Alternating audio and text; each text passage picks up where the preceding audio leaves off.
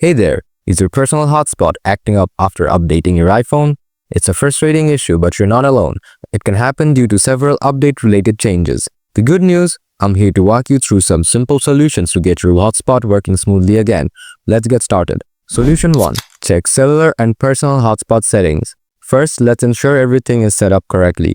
Open settings on your iPhone. Tap on cellular and toggle cellular data off, then back on. Next, tap on Personal Hotspot. Make sure Allow Others to Join is switched on. If it's already enabled, turn it off and then turn it back on. Solution 2. Turn on Maximize Compatibility.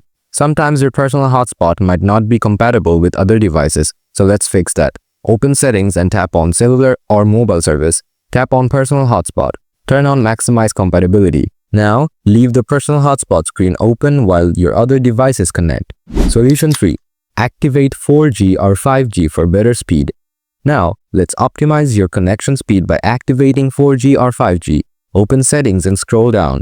Tap on Cellular or Mobile Service. Then tap on Cellular Data Options or Mobile Data Options. Tap on Voice and Data Mode and switch to 4G or 5G.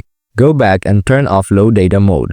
After that, restart your iPhone to apply the changes. Solution 4. Reset Network Settings. If the issue persists, resetting your network settings can help. Go to Settings and tap on General. Scroll down and tap Transfer or Reset iPhone. Next, tap Reset and select Reset Network Settings. Confirm your choice. Note, this will erase saved Wi-Fi passwords, so you will need to re-enter them later. That's it. Following these steps should get your personal hotspot working like a charm again. Let me know in the comments which solution worked for you. And if this guide helped you, don't forget to hit that subscribe button for more. Thanks for watching and I'll see you in the next one. Take care.